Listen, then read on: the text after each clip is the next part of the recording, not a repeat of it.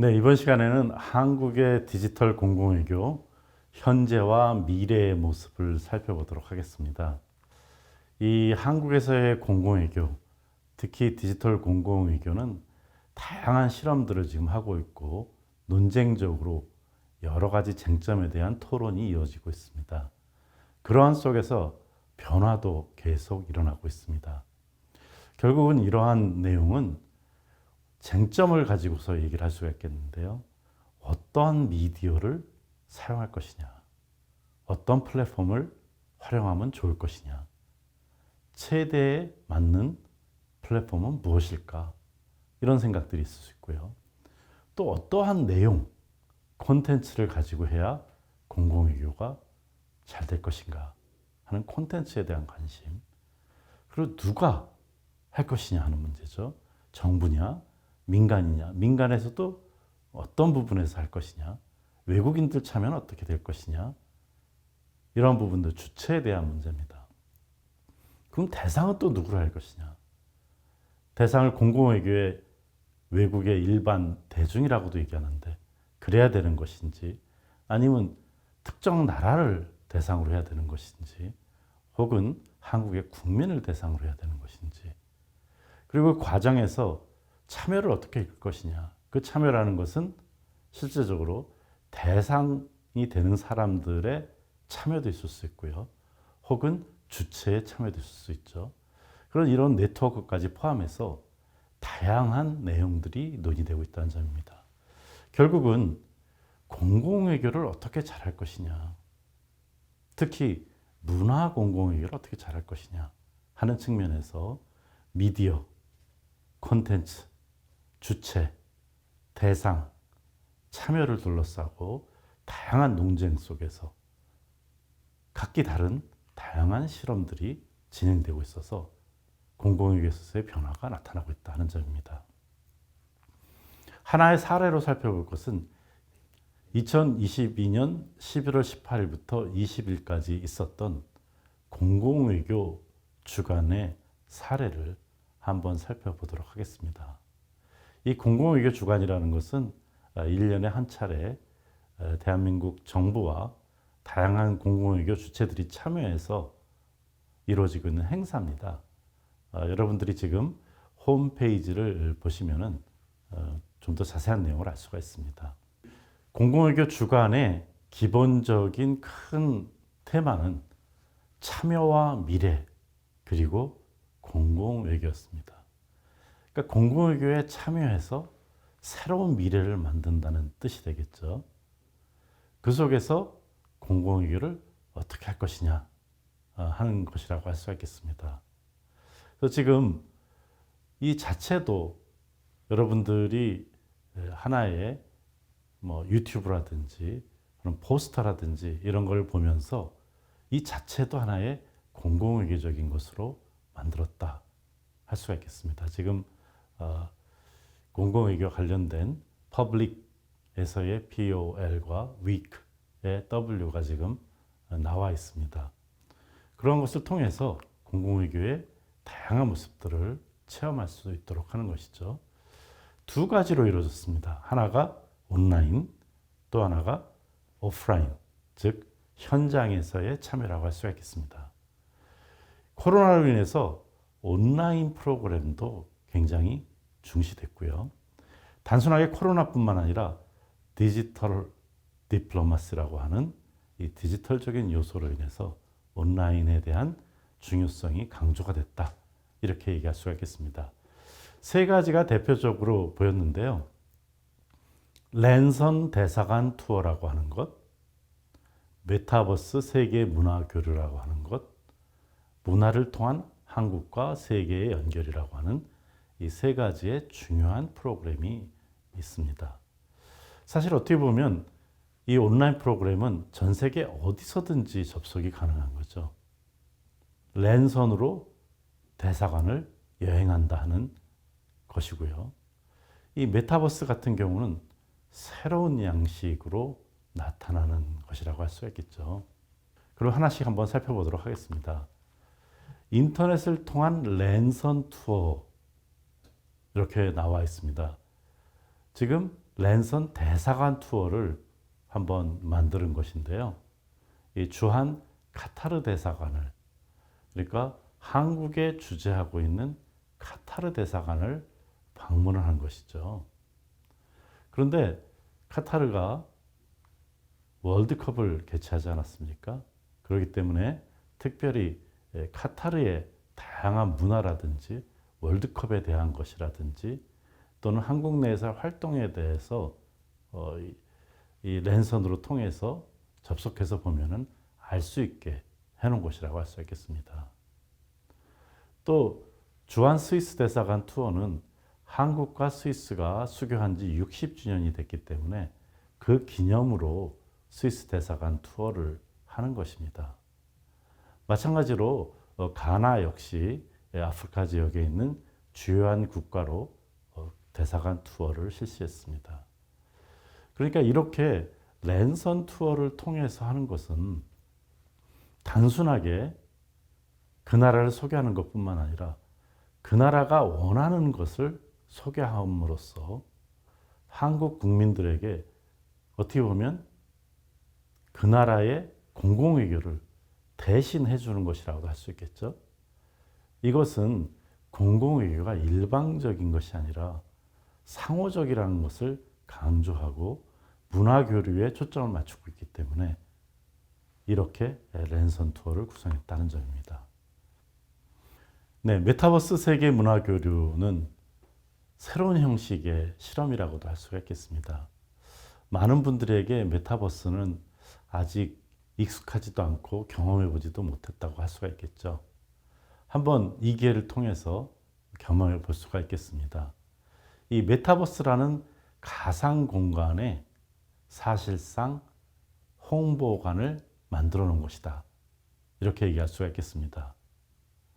이 세 가지를 했는데요. 대표적인 것이 중남미 홍보관입니다.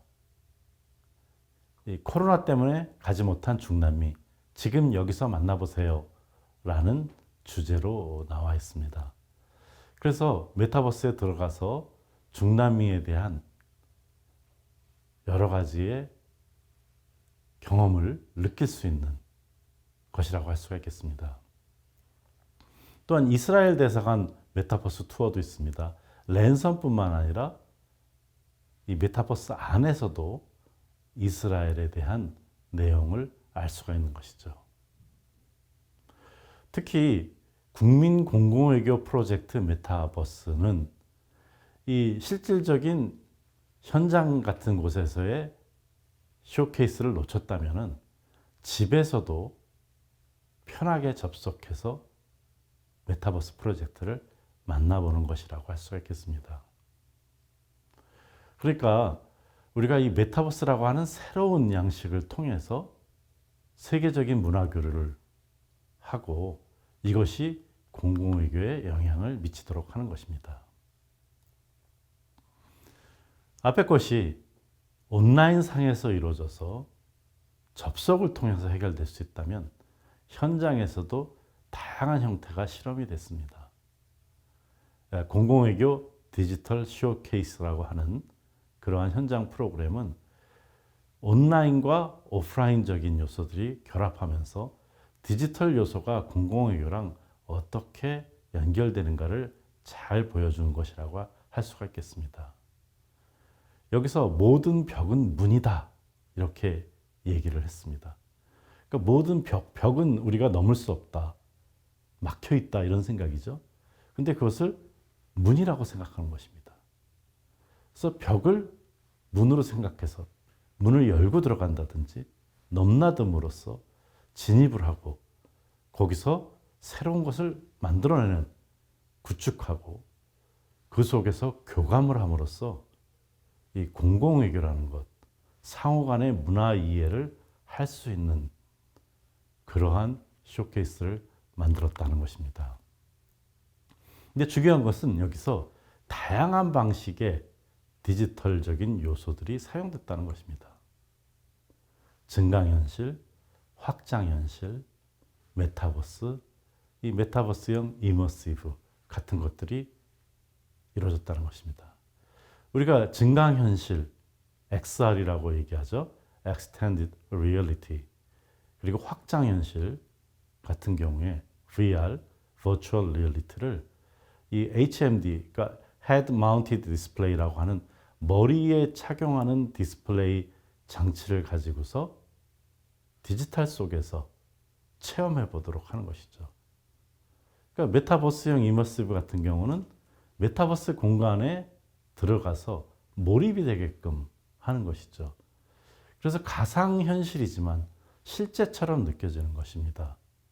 그래서 이러한 다양한 방식을 써서 문화적인 교류, 벽을 문으로 생각하고 문으로 들어가서 하나의 새로운 가상 공간으로 들어가는 것이죠. 그럼으로써 사실상 공감하고 교류를 할 수 있게 만든 것이다. 그래서 내일 다 같이 벽을 문으로 라고 얘기하는 랜드마크 조형물을 만들었듯이 내일 다 같이 가상세계에서만이라도 우리가 문화를 교류하고 가치를 공유하는 그런 시간을 만들어 보자 하는 것이죠. 그래서 Meeting a Virtual World라고 이렇게 나와 있습니다. 가상세계와의 만남.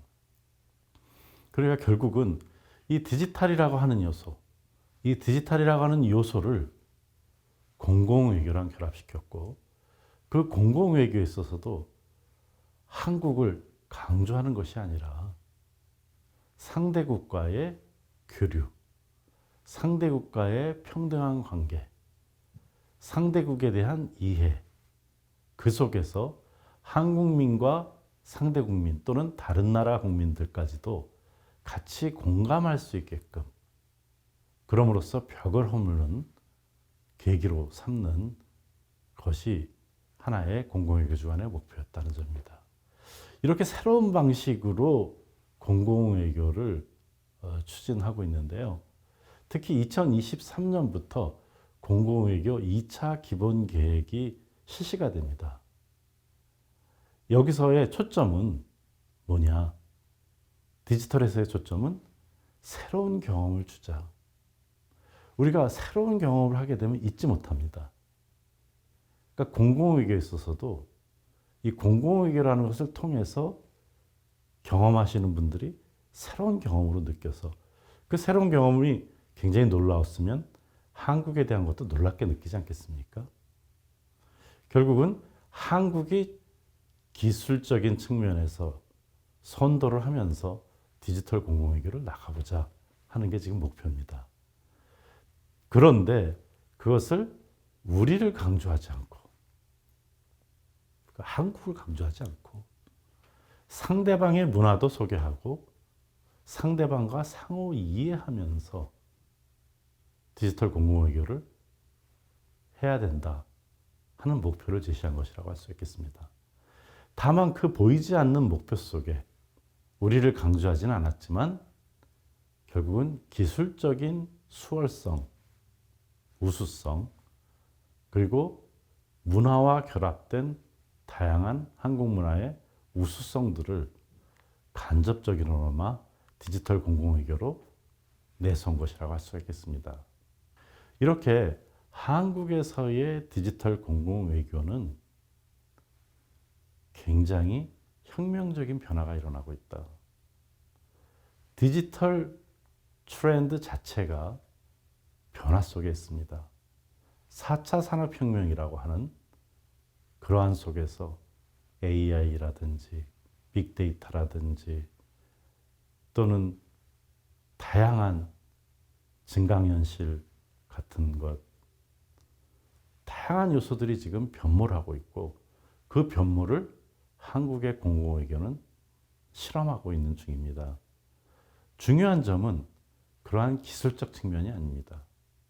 오히려 목표로 삼고 있는 것이 전 세계가 수평적 관계 속에서 상호 이해에 기반해서 문화적인 교류를 실시한다 하는 점이고 그 과정에서 서로에 대한 이해가 깊어지면 결국은 한국의 공공외교의 목표도 달성할 수 있다 하는 기본적 인식의 변화, 이것이 가장 중요한 것이라고 할 수가 있겠습니다.